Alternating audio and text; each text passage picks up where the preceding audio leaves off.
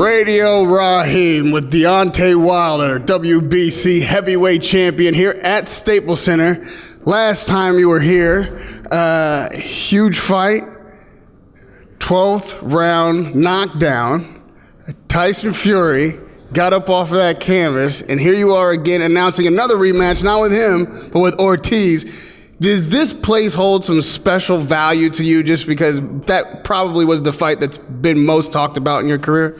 Most definitely. You know, it was definitely an exciting fight. You know, I've been seeing many times that when they market him, they only market him getting off his back, which has been exciting because, you know, I'm the man that did it and put him down on that ground like that. So as they market him, they definitely markets me when they do it. And, you know, I never seen a promotion market someone getting knocked down just marketing them just to get up, you know what I mean? So it's been amazing, man. You know, I'm just enjoying myself. I'm the happiest person I know in my life, you know what I mean? I've came a long way and I've attained happiness throughout the journey. And yeah, I'm happy, bro. You know, I've heard in camp, since that fight, you've been focusing a bit more on technique, boxing, and your approach may have changed a bit, not just looking for the one big punch, but now settling down on the fundamentals of boxing. Is that true? You know, certain things I've gone back to the basic with, you know.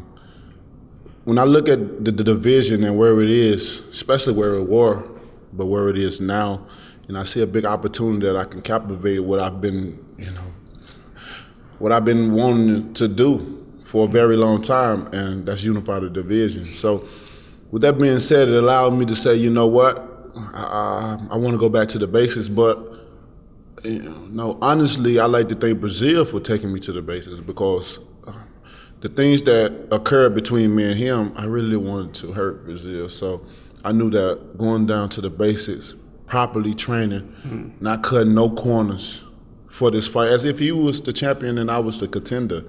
So that was the whole thing of me going back.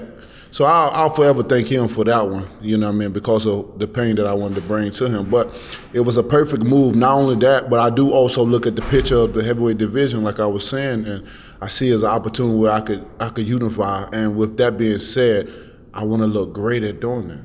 I look great with Brazil. I'm going to look great with Tyson Fury second time around. And I'm planning on unifying the division after that because I feel Ruiz would be victorious come his fight. And if he does, you guys definitely can see a unification bout. Now, you talk about Tyson Fury the second time, but in the recent weeks, there's been back and forth as to whether or not that fight happens. You said you'd rather Joshua and have Tyson step aside, and now Joshua's saying he'd rather Fury and have you wait. Talk to me about where these negotiations are. Is that fight signed, sealed, and delivered? Is that done? Where are we with the fight? Yeah, I mean, with Fury, it's signed, sealed, and delivered. You know, that fight will occur unless one man, you know, back out of the contract. You know, with me trying to unify the division, you know, Fury ran away from the rematch because he understands the truth of what happened. And when he ran away from the rematch, he said, hey, why don't you and Joshua fight? You know, I'll take you guys next. So when I went around and said, all right, I want the winner Ruiz, and, you know, he came around, well, I'm going to sue you and all that. You know, the last man that tried to sue me, you see what happened to him the last fight. So, you know, I don't think that's a good idea, Fury. I don't think it's a good idea. But, you know, he said he the one came up with the idea, so I like, all right, let me exercise it. Now come back, oh, you got to fight. Like, all right, either you going to let me do what I got to do, or me and you going to fight. I'm going to go through you regardless. So, you know, I don't want people to get confused because boxing, you know, you can definitely get confused because there's so many avenues that a narrative can travel. And you have so many people all over the world, that mindset, you just never know how people look at boxing and what they take in and what they comprehend, you know what I mean? So I don't want to make, you know, no miscommunication. You know, I'm gonna fight Fury. I'm gonna fight the winner of Joshua Ruiz. I'm gonna get rid of Ortiz. Whether Ruiz or the winner Ruiz or Joshua, will be after Ortiz or Fury, and I get the winner after that, it doesn't matter to me. You know, so he has to be clear what he want to do. I'm ready to go. You talk about how narratives get spun, and the Fury fight and in the Ruiz fight, Ortiz fight, both had some element of danger for you. Obviously, there's no debating how the Ortiz fight ended. We know who won that one.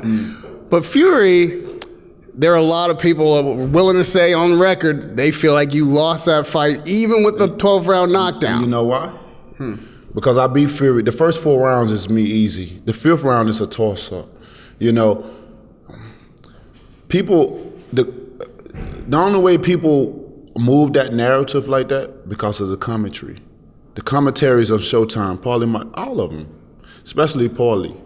And the Fairhood scorecard had me 10 to 2. Come on, bro. I won the first 4 rounds easily. So when you have commentaries like that, and people coming in, especially for a big fight, a lot of people, that was their first time, you know, watching boxing or tuning into boxing because of the promotion, you know, and what was going on, what was being said, you know, especially when we had To This Day, that went crazy and still going on to this day.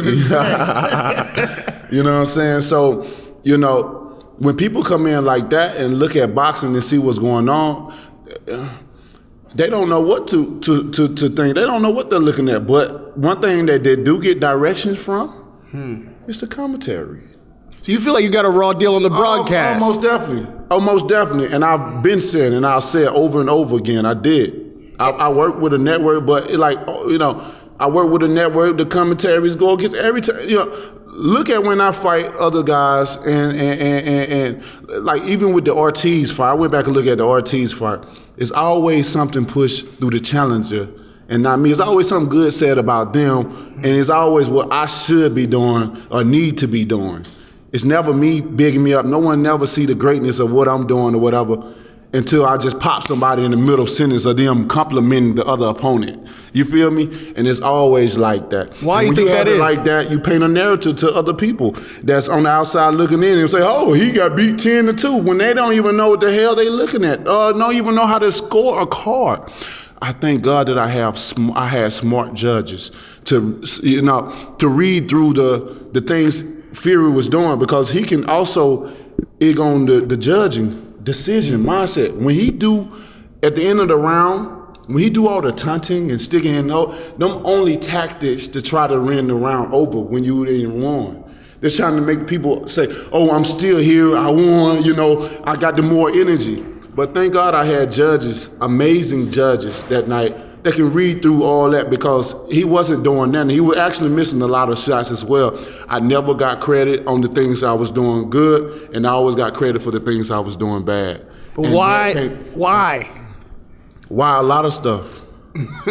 Why I had to go through so many fighters? I'm 41-0 with 40 KOs. Forget the draw, because that wasn't no draw. I knocked him out. Reiss showed favoritism.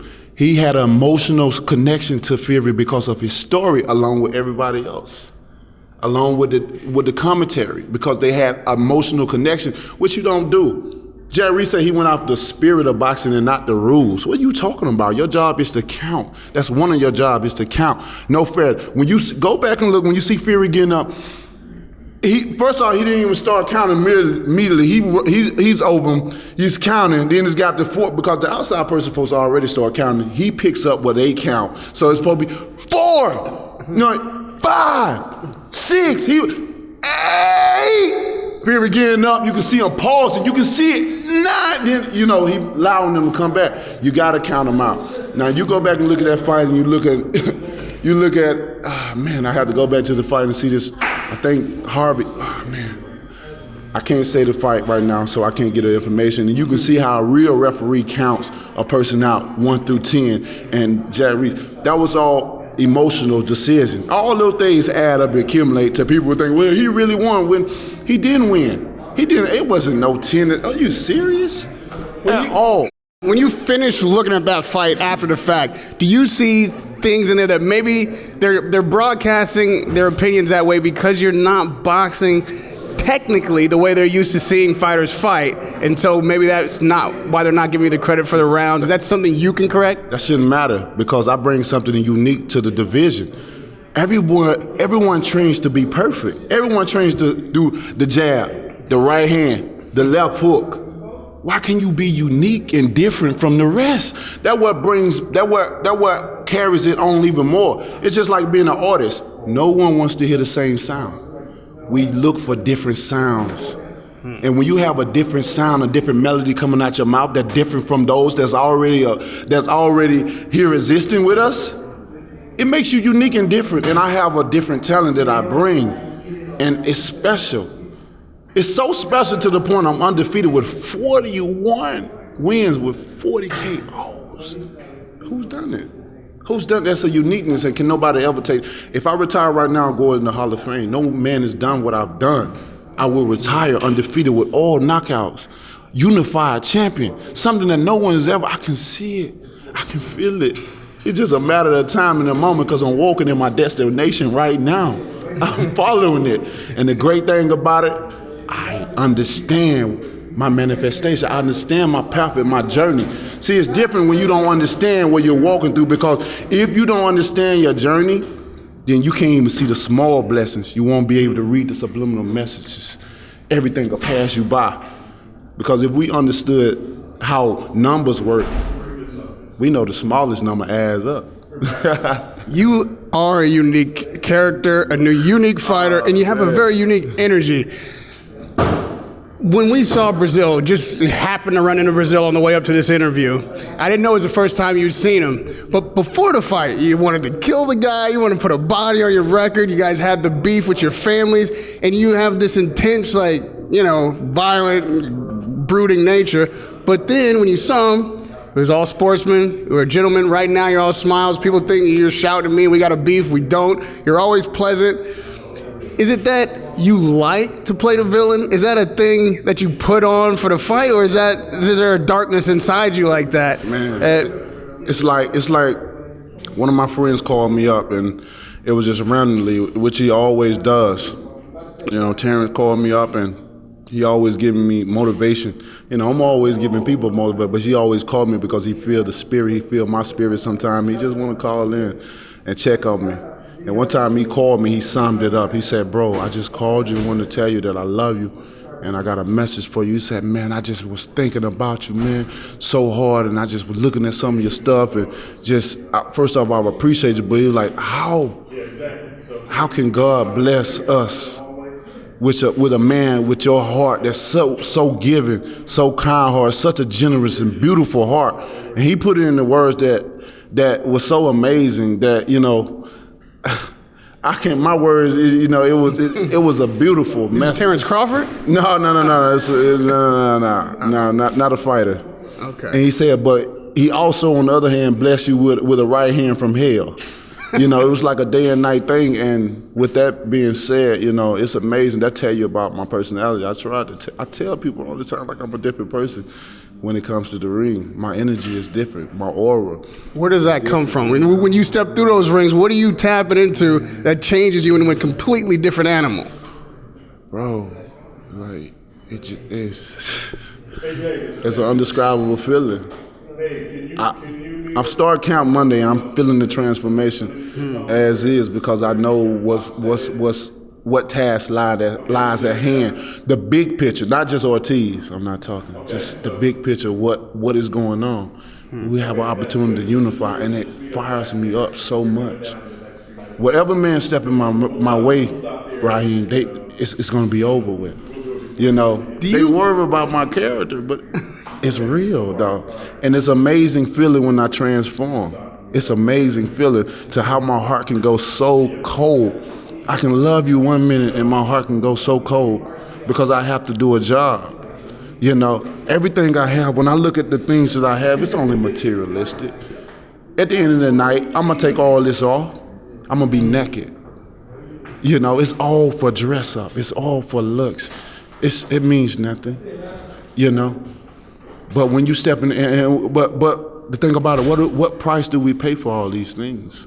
We pay for our life, to enjoy life. It's crazy. So people ain't got to worry about if it's real or fake. Enjoy the show. Enjoy the bronze bomber as he's put on the show. And lastly, do you feel at all a sense of regret that you didn't get Joshua before he got beat by someone else, that you weren't the guy to knock him out or have at least a chance to unify with an undefeated champion? No, I don't have no regrets. You know what I mean? That's even way back in the times where Joshua beat Klitschko and people were like, oh, did you have any regrets? No, I didn't have no regrets because Fury beat him first. And then people even asked me then, did you have any regrets not fighting? I don't have regrets because it wasn't meant for me to fight him. It wasn't meant for me to fight him. It wasn't meant for me to fight Joshua at that time. You know, they made their decisions. Mine was solid. Mine was clear what path I wanted. I am the best in the world, Radio Rahim, and I want to prove that to not only myself, because it's unproven. In my mind, I know, but I'm looking for the confirmation. It's like you know, but you want confirmation, validation that you know what you think is to be true. I know I'm a king. I know I'm a leader. I'm a leader of men. Women don't just run up to me, all men. It's so powerful, bro. My words are so powerful, how I can influence. I have men run through walls with me right now. Not for the greater bad, but for the greater good, though, because that's what I preach and also practice. It's amazing, bro. That's what boxing is about, finding out the truth and what's inside a man. That happens in that ring every time you step through those ropes. I greatly appreciate the time, champ. Thank you for taking this moment with me. Radio Rahim with the WBC heavyweight champion of the world, the bronze bomber, Deontay Wilder. Love y'all. Bomb Squad! Yes, sir. Blessings, baby. Thank you, man.